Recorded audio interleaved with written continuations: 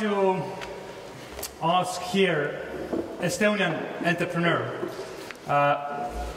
who has gone to US, who has set up an office in US, who actually started charging clients basically since day one. And they are exporting. They just announced that they have over 1,000 paying customers, which in such an early stage startup, doing the very competitive business, actually what they are doing is a great deal. CEO of the Pipedrive, Timo Rein.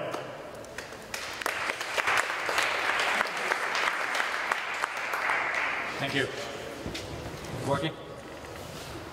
Good. Thank you. Good afternoon.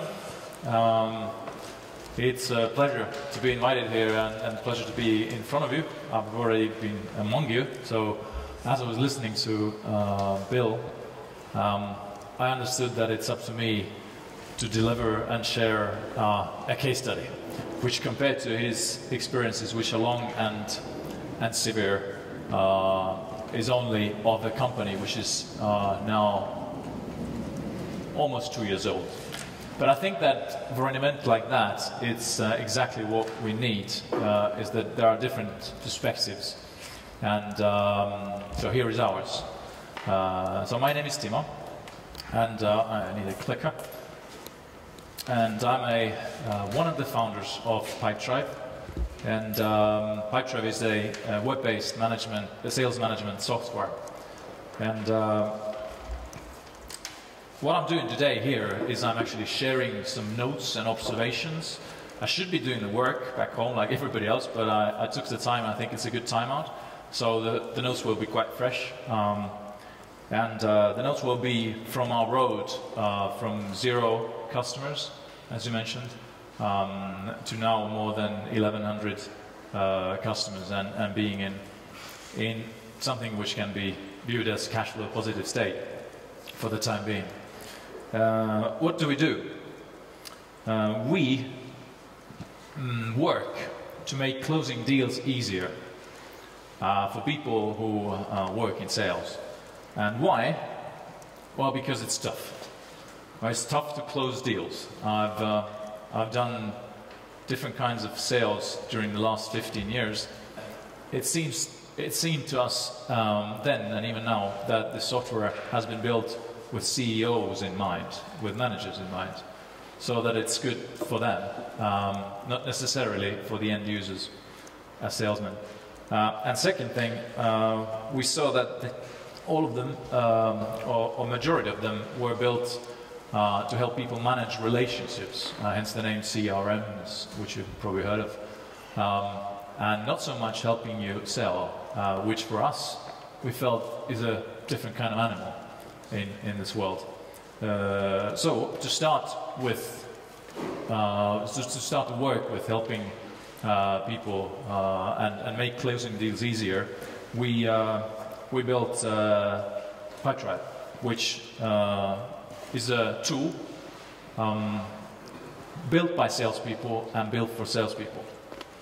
And what I mean mostly by that, it knows what the sales is about, and it is more simple than what we saw available. And it's also built to make your life easy in a way that it will help you sell. At least this is the vision that we have, and the product's being out there now publicly for more than a year is at least proved to us that we're onto something which is at least to be taken seriously. There's a need for this. So just to give you an example of why we wanted a different approach, was that instead of giving information to people who work in sales, all the kind of bits of information which could be important, we decided that there's none which is more important than the actual sales pipeline, for example. So bringing this forward in a tool for us meant the right thing to do, and it seems that it's also a thing that people like when they use it. I'm not going to go into the product myself today, so I'm going to go into the actual notes. So you can look it up yourself. It is built by a team of, initially, by a team of 5 people. And the team now is 10 people. And we do have 2 offices, one in San Francisco and one in Tallinn. Yeah, that much about it. Now, I forgot to tell you that we also have Q&A, questions and answers later on, so if any questions arise, then we can do it later on. And what I said I wanted to do today was to share with you 5 things which are basically have been in the back of our minds as we built the tool and as we walk through this road. And I believe that these 5 things have helped us to do with the company being in a 0 customer in March last year to what is now 1,100 customers from around the world. So 30 months ago we launched publicly in March last year, and today these are the numbers. We're also in 55 or more countries now, and we serve people in 5 big languages and 1 small language, which is Estonian. Big ones are English, Spanish, Brazilian Portuguese, Russian and German. We're missing French a bit, but this is the start. So 5 things that have helped us in this way. First one, we wanted to build a product that can be global. And we thought that it would be important at first to kind of like remind us all the time that this is what we wanted to do. And I've seen that at later times it also has made sense that we started out like that, and I'll tell you why. First, it's very difficult. We do a SaaS business, software as a service business. It's very difficult for a software as a service business to be really successful in a very, very local place. So that was kind of like obvious. So we wanted to enter the market, which a lot of people later on told us that, you know, you shouldn't be doing this, as we were talking to, you know, investors in everywhere we saw. It's a very crowded space, CRM space, and but it was large. It's estimated to be about $18 billion. And the number is changing, growing. We also were attracted by the fact that the market is much larger. Rather than Estonia, it's much larger. If you look at the map, then there's this North America, there's South America, and you could see that these markets are emerging. So that for us was immediately very attractive. And also there was a sign that companies are getting smaller. So for that was a huge relief for us. I mean, startups coming up and many people feeling that they can be founding their own things. For us, that meant that really plays into what we do, is that we're not building the software for hierarchy, high-level guys. We want to build it for the actual user. So choose a large market was the first one. Then build a product that can scale. I don't know if you know the facts, but by Gartner's study, the CRM licenses, 42% of them go unused. So I don't know if you know what it means, but basically it means like almost like half of the CRM software purchased in the world will never be used. That's a lot of money. And I think, I don't know for sure, but I think that it's very much to do with people not wanting to use it. I was once in a meeting with a guy who's running a company, TrialPay, in the state, in the valley, and he said that, I was asking about software that they're using, and he said we're using Salesforce, very big player, and I said, how's it going? And he said that, you know, the only problem is that people don't want to use it, so, you know, they immediately get the same kind of response. So I said, so what happens? And he said that, well, what happens is that on Friday, they, out of some fear towards me, they fill it in, they enter some data so I can get some information from on the meetings. So it's definitely working for salesmen, or sales managers and people up there. So we wanted to make sure that the problem that the CRMs can't scale across company, to be really a tool that people want to use. So we wanted to be able to do that, so that not only one person can use it, but really if people like it, they can take it to the bosses and say that, this is what we want to use, can it scale? And this is what we wanted to build. The other thing, in the very early days, I remember a couple of examples when we built the data structure within the software in the back end. It was in July 2010. We understood quite immediately that we could play some kind of a game. So we built the software, we built the data structure, and then we asked questions. Okay, we don't have any customers, we don't have any beta customers, nobody. But what if we had like a company who has like 10,000 of contacts in their database? Could our software manage that? Obvious question, but we really didn't at first really think about it.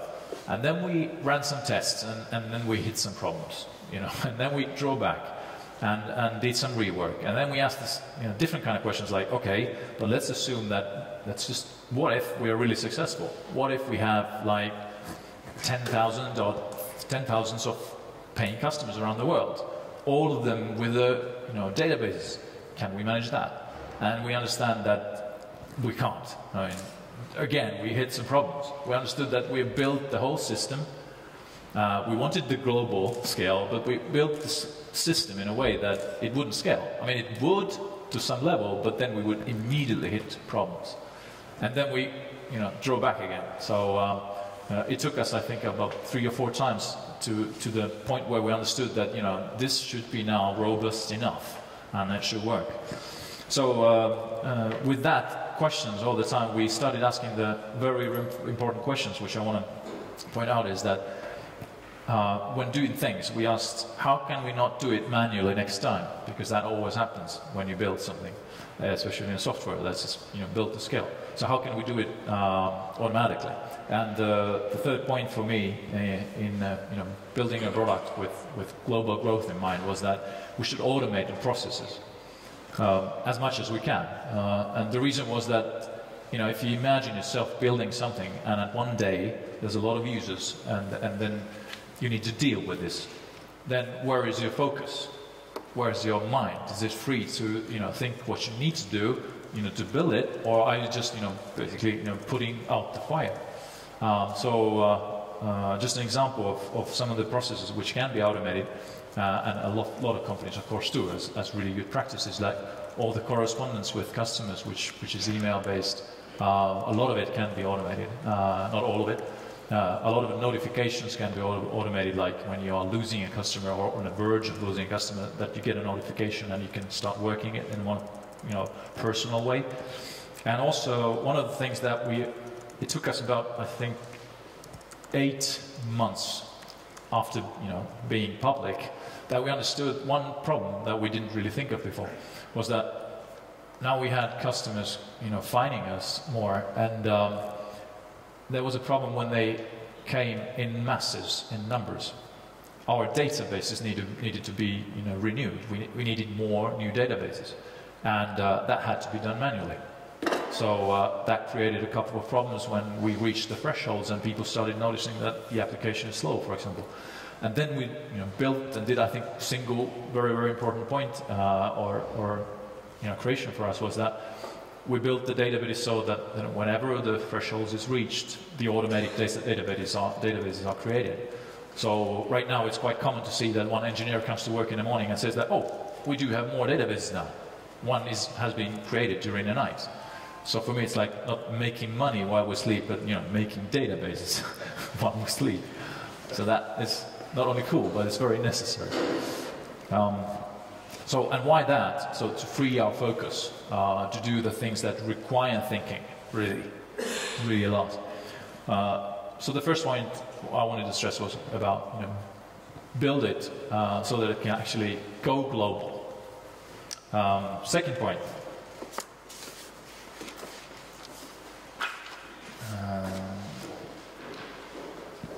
Is about execution. And I put here execute as a team before you raise money, but it can be taken execute as a team. And what I'm why I put this up there as one of the points is that you won't be given a chance, really, to find out after you've somehow raised money or gotten an angel investor on board, because then you will be put under pressure to deliver, because somebody else's money is now that you're really actually using. So what we wanted to do from the very beginning, somehow understanding that it might be along the way that might happen that an angel or two might be interested. We started to put our team under pressure to deliver, and what we did was just out of a need, because a lot of our guys actually had a day job, and also for curiosity, we started running hackathons on our own, which basically for us meant that we took Friday night, told everybody at home that we will be away until Sunday night, which was very difficult to kind of like agree, but we said that we need to do it, and then we managed. We did, I think, 5 or 6 of them over the course of 7 months, and then we just went to a place that we knew that we had no disturbances. Started from 4 p.m. on Friday and finished on 4 p.m. On Sunday, and the first ones we did, we hardly slept, because that was the excitement level and the kind of like feeling that this is what we came here for. And then we discovered that we should sleep as well a little later on. But what happened, which was really important for us, and we didn't, I think, know that at the time, but I'm looking back, is that we got to know each other, and we got to know each other really well under a pressure. So we went there and we had a flipboard up there, and we had the tasks and the goals, what we wanted to do during that time. And then we did it, and we could get some of the results and not some of the results. And then on Monday and Tuesday we looked back and said, was it a good one? And sometimes it was a good one. Sometimes we were blown away by how much we achieved. And sometimes we were kind of like, could have been better. So, human things. But one thing that happened, we tested our team under pressure, because, we had guys in there that just wanted to build this. So, we were really being demanding each other a lot, at least during that time, during that 48 hours. So also what we learned, and I think what is important in executing is people are different. Extremely so, every single one of you. And I think we're all, if you look at very closely into a single person's lives, I think we're all like weirdos and creeps in a way. Somehow it's true.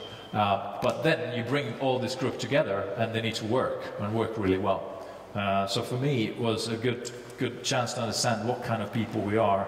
And the main question was, can we work well despite the differences? And I soon discovered that we have an analogy. We have some people who have a really good engine, if you know what I mean. I mean, they can really go. And then we have some guys who have much better handling rather than an engine. So, and I could see that, some people who had a better handling ability, they were really looking like this to people who had engines but no steering wheel, because they were like ready to go anywhere. Like, let's do this, let's do this, let's do this. And we were kind of like, oh my God, we can't go anywhere like that. I mean, we end up anywhere. But at least we got to know this first. And some people like to talk more, some people like to do more, and then might be some conflicts arising, and they did. But we found out what are the strengths and weaknesses. So, which leads me to the third point here, is that execution probably is about learning to win together and lose together. That's to win together, I mean, alone or together is nice. I mean, everybody loves it. To lose alone is one thing. To lose together is something that we kind of like, we start to blame others for not doing their part, for example. So I think it's important that before you even think of raising money from others, you've done something together, which is really showing that you've been able to deliver something, you've been able to execute, and you know how everybody reacts to winnings and to losings. For me, probably the most important thing that I wanted to learn was what happens when we win, or what happens when we lose. Because when we won, I wanted to see what sort of reactions, anything. By winning, I mean we had a goal and we wanted to reach there. And I wanted to see whether people had the same kind of reaction like I did. Like, so we did something and it felt good, but I immediately had the need to say, that's nothing. So it's like a very Estonian way of saying, nothing. So 1,000 customers also is kind of like, it's nothing compared to 100,000, for example. So, I wanted to see whether we have the same kind of hunger, and that was easily to be seen, and how we rebound back from losses.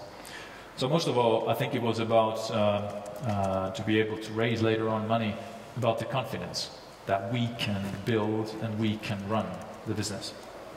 Third point. That is something which happens.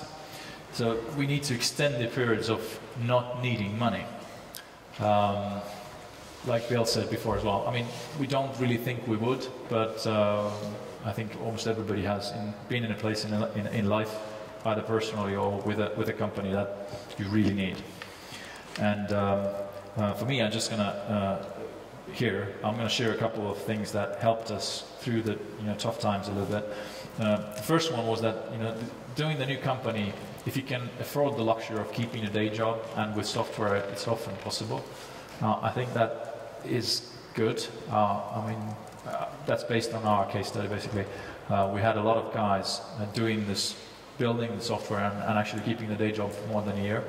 In fact, I think most of the people in the team, in the core team, are right now about 7 months fully in the product and fully in the team. So it's very unpredictable. It's good to have something which is more predictable somewhat. So thank you for all the people that built companies before that I could work for. Then using the tools that we already have, which is obvious, is that with building something new, you always kind of think, let's gather everything new. Let's have new machines, let's have new computers, let's have new everything, because now everything is new. But actually, it's still the same you and still the same people. I mean, all the tools you have, for us it worked really well that we didn't really have a place as an office and computers. We used what we had, and we changed when it hurt it. And if needed, of course, there are grants that could actually give you the chance to avoid that. Enterprise Estonia. And then the last point here, but I think most important point, is that it's so good to bootstrap when you know that you at least have the ability to generate some revenue. And I wouldn't have come public with this product, honestly, at that time, last year in March. Not even in July 2010.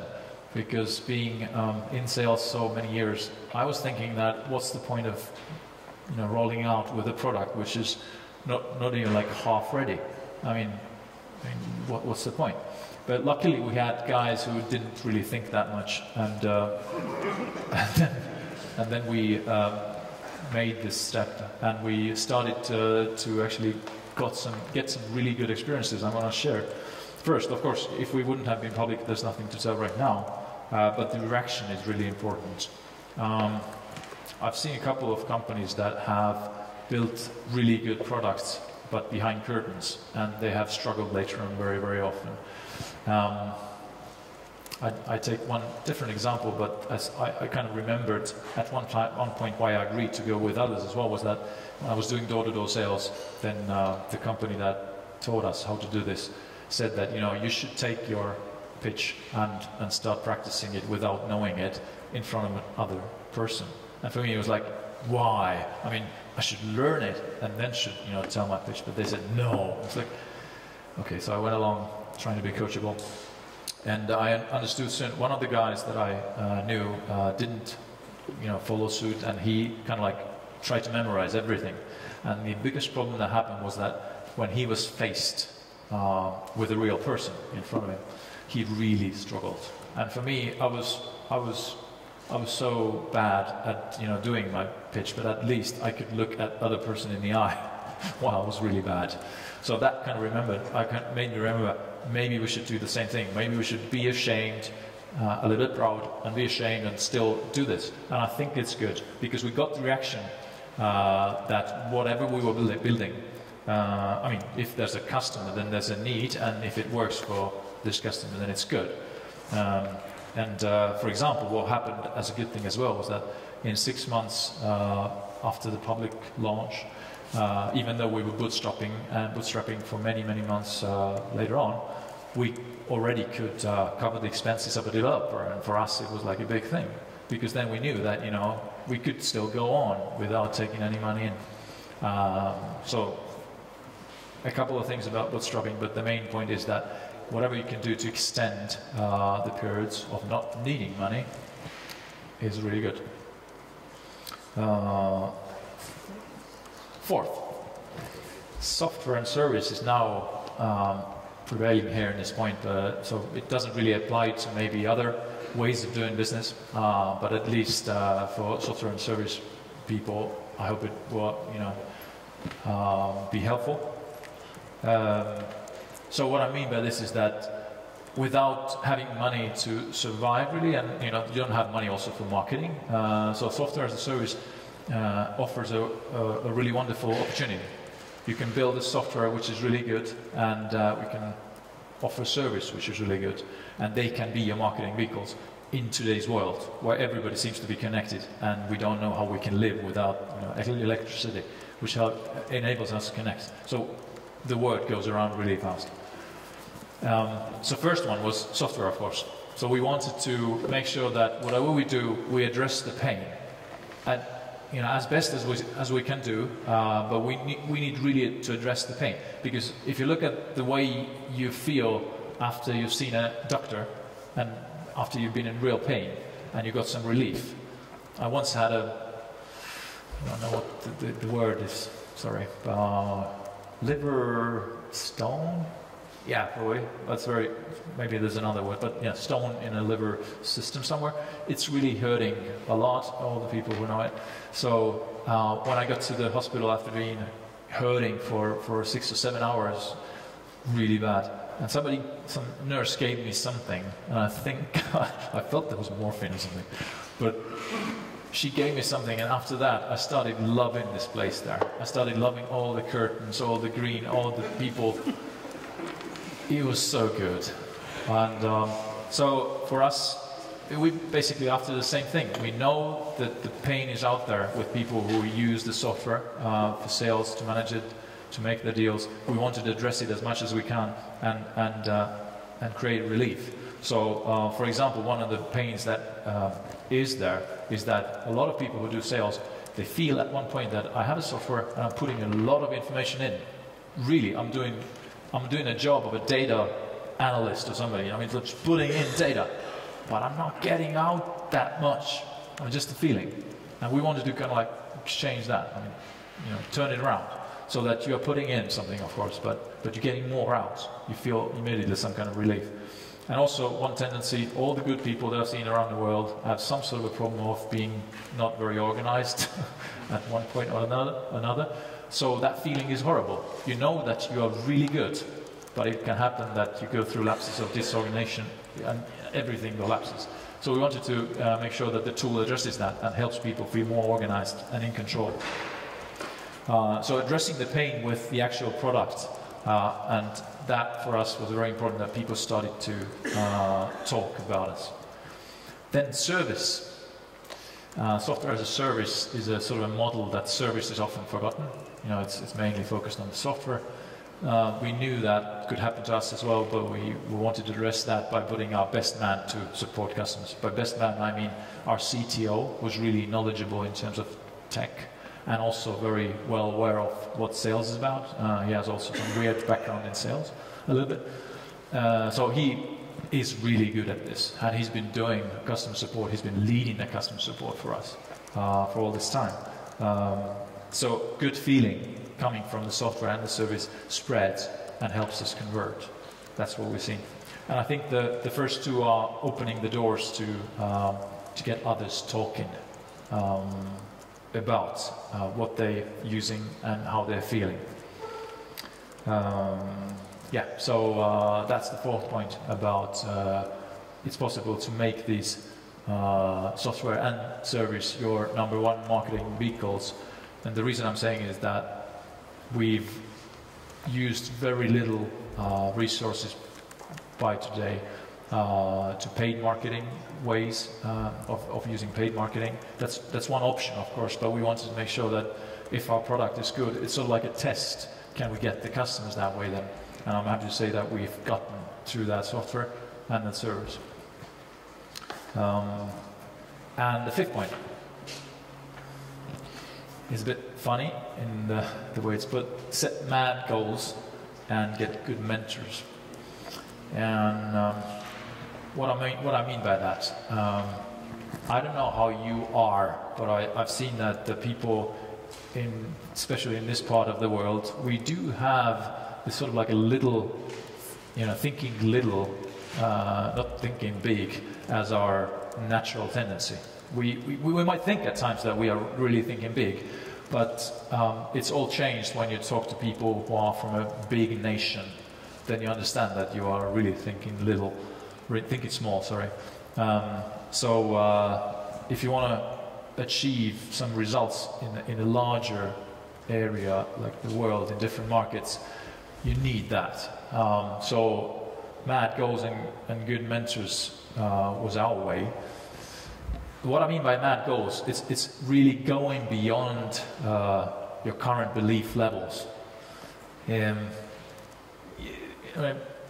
For example, give you just one example. Almost last year, I think in April last year, we had probably 20.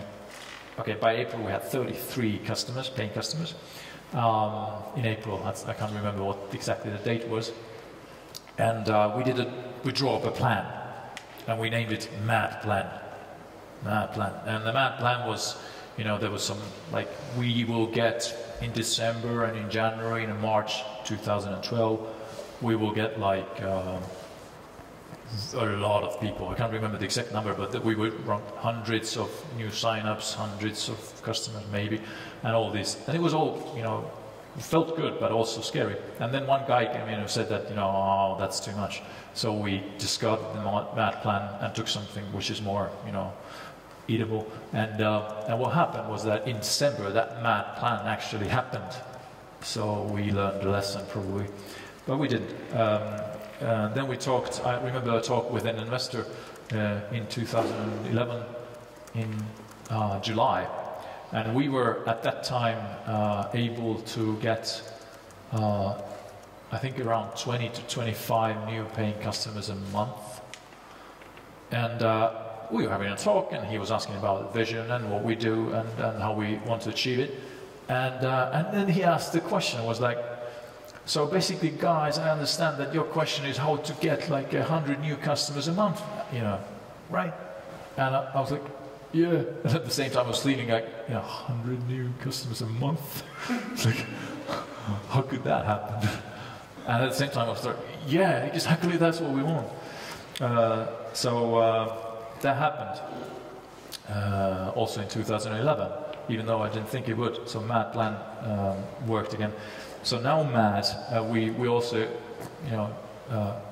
worked with our longer goals in December, and the Mad Plans now we take them more seriously, let's say, because they could actually work, and I've seen them work when you take it. It's a natural tendency for human beings to then think, so how can we do it? And if you can't do it, then maybe you can find somebody else. And we wanted to find somebody else because we weren't really good at doing this on our own. So we applied for incubators, different ones around the world, of course, because these are extremely good sources to get people who know and who have done it, and who also they know other people. And we applied to Seed Camp, which had an event in Tallinn as well. We applied to Y Combinator in Silicon Valley.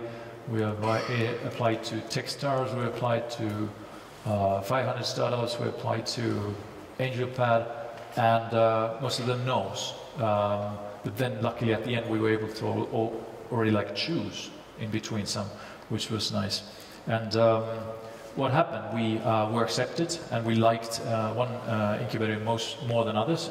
It was called AngelPad, and through that we got, I think, a really good lesson on how to set plans and how to demand and how to then execute. what really works there is, there are people who demand from you and from your company, and they don't care about how small you think. Really, they don't care, because as soon as they've invested some time and money into you, they don't really care about that, and that's really refreshing. And so when they start demanding that much, then you also kind of like think maybe that's what we should do as well. We should demand more. And when you don't get an answer from yourself of how can I do it, basically how can we get to this 100 new paying customers a month, then there's always somebody that they know through the networks. This guy has done it. Maybe you should talk to them. Or this guy has done it with other company. Maybe you should talk to them. And then you do something. And the main theme is that, do something that works. And if it doesn't, then next week they say, did it work? You say, no. Okay, what's next? So what do you do next? Because the goal is still there. And this is rough, but I think it's right. I mean, that's the way it kind of works. Applying for best incubators was for us, I think, a very, very important point to during this span of time.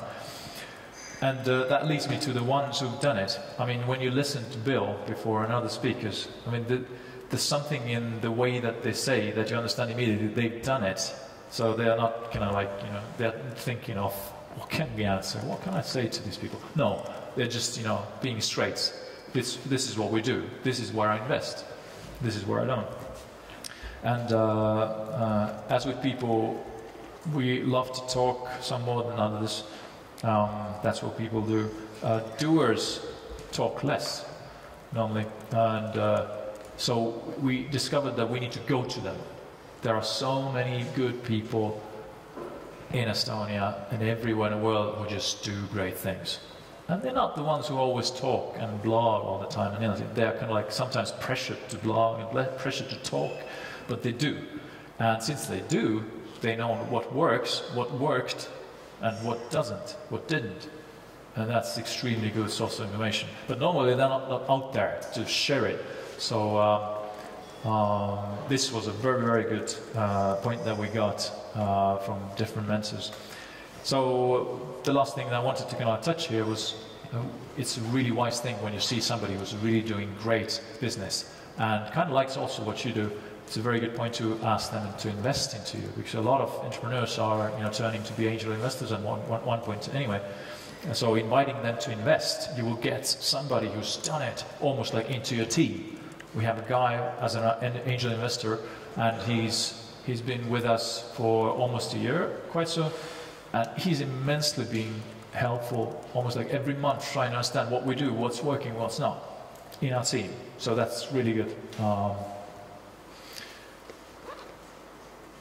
I can't really pinpoint which one has been more important than others. I just wanted to make sure that I give you as good as a reflection that I can give and an insight. I've seen that thinking about globally growing our business and really executing has made a lot of difference. Our ability to bootstrap when needed has been important at times. Doing the marketing that way that I described, focusing on building a good product and then focusing on serving people has been an important point. And then, of course, having these mad goals and the growing ability to believe in mad goals happening. And having good mentors has also played a lot of part here. So this is the case study of Pipedrive. And you can also check it out if you need to by going to our page. Thank you. Thank you. Okay.